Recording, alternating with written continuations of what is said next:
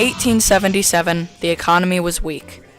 The Civil War caused immense damage to the country and its finances.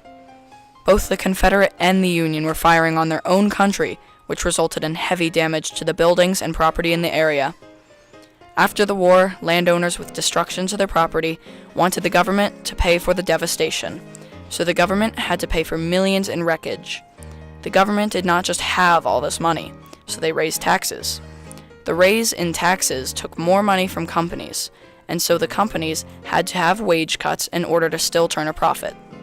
The wage cuts hurt the workers the most because now their small pay was turned into barely enough money to live. To make matters worse, the workers weren't being listened to by the railroads, and their rights were being violated when the railroads didn't care about their inhumane working environments. The workers just weren't treated fairly, but one worker had had enough, and others shared his idea. By shutting down national exchange, the Great Railroad Strike of 1877 forced companies to take on the responsibility of guaranteeing workers' rights, and forced workers to continue to fight for their rights by forcing companies to support the rights of their workers and causing the birth of the modern labor movement, and soon a union. After the Civil War, there was a major growth in railroads, and abnormal amounts of funds were being put into their expansion. However, because railroads needed land grants for land to build tracks, and only the government had enough money to buy them, the government started running out of money, causing a crash in the economy.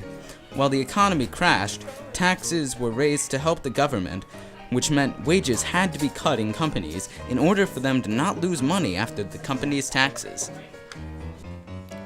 Another reason why the railroads were expanding at such a rapid rate was because thousands of families wanted to move out west where there was plenty of land to settle and explore. But wagon trains were far too dangerous, so the western settlers preferred to use the railroads. And with all of the eager customers, railroads were just as eager to lay tracks across the west, and that land had to be bought and paid for by the government, causing debt, causing more taxing, causing unfair wage cuts. The tectonic plates in the social world were shifting, and an uprise was most imminent in the railroad worker community. Along with wage cuts, workers were not respected, they were overworked, they had no union to back them up, and their work environment was unimaginably treacherous. The steam locomotives could explode from too much air pressure, and the rate of victims getting hit by trains was increasing rapidly. Finally, a worker rebelled. After the railroads had wage cuts, a rebellion took hold. Often, strikers would protest by forming a mob and throwing rocks at trains, and causing other forms of destruction to railroad equipment. The railroad owners' reaction was violent. They tried to get the military, but the government refused. Instead, local militias were sent to the strikers and slaughtered them. Militias were using guns to kill dozens at a time. The strikers didn't stand a chance. The sheer brutality of the militias was highlighted in the fact that they went by the motto, "shoot to kill." Strikers who did not agree to leave the premise of the railroads, even when participating in a peaceful protest, were met with local militiamen armed with high-powered rifles aimed at their heads.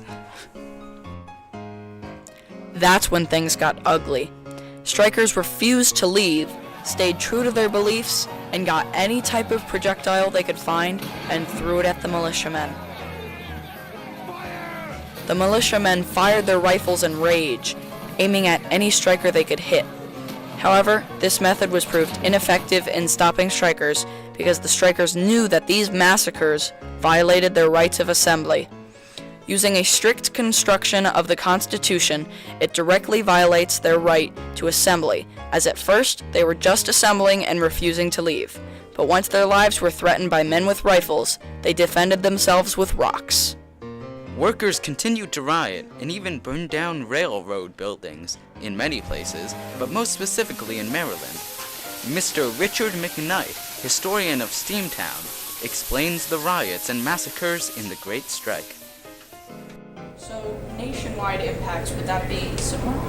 Nationwide impacts were almost identical. I think they were actually worse because this was the energy belt of the Industrial Revolution. And even though the economy was going south, you still had to supply energy for the industries, you still had to provide heat for the cities, and anthracite coal was that.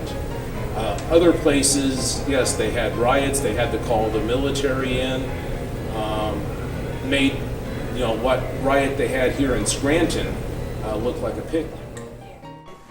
Other means of striking included workers jumping in front of trains to stop them, not letting any trains leave the stations, and never forgetting the rights they were fighting for so as to fuel them. The railroads denied the rights of the workers countless times, even in the simplest ways, such as cutting wages and maintaining improper working environments. Wages were cut to an unreasonable amount, and the workers did not like that. However, despite their best efforts, the strike ended about 45 days after it started, when President Hayes sent larger groups of militias to capture strikers, again violating their rights. Though the strike failed, it was not in vain. This strike led to many other larger strikes, and it even helped to form a more perfect union. They really didn't have unions before the Great Strike, but this strike helped get the modern labor movement going, which not only got them unions, but also helped with the terrible working environments. The railroads never gave in though, despite all of the protesting. They just hired new people, and without changing the working conditions or paying fair wages. However, the one major change that did come out of the Great Railroad Strike of 1877 was the modern labor movement, a movement that tried to fix the economic and health situations present in many jobs.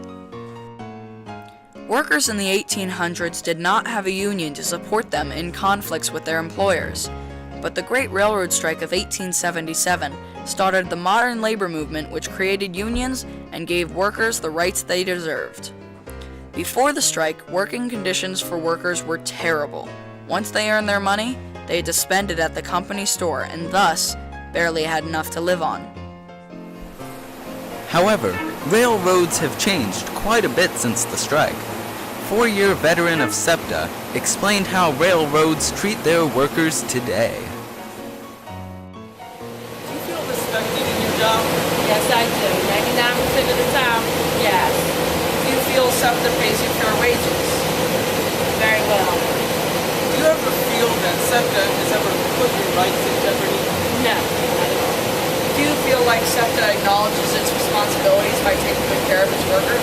Yes, they do.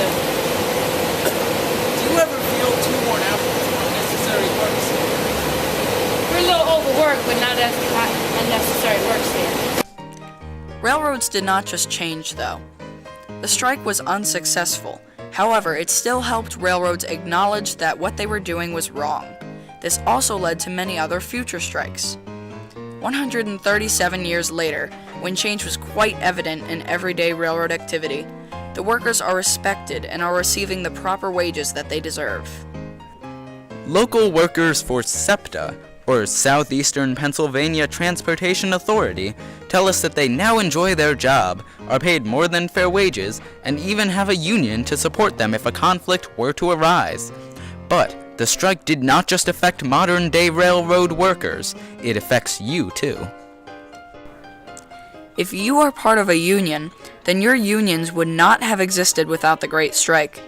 Today, if someone's rights are denied, they sue their employer, their union supports them, and their employer usually has to give them the rights that they deserve. The railroads completely deprived the workers of their rights, which was more than wrong. It was the railroads' responsibility to guarantee the workers their rights. As soon as militias were called to get rid of peaceful strikers who were practicing their right of assembly, the railroads were denying them their rights. What railroads like SEPTA understand today that railroads didn't understand 137 years ago is that it is not only their duty, but their responsibility to secure their workers' rights every day, 24/7, 7 days a week, 365 days a year. But if it wasn't for the Great Strike, companies would be able to ignore their workers and get away with it easily. Because the railroads denied their responsibilities in protecting the workers' rights, the workers rebelled and got the attention of surrounding areas, thus creating the modern labor movement, which made way for modern-day unions that protect all of our rights today.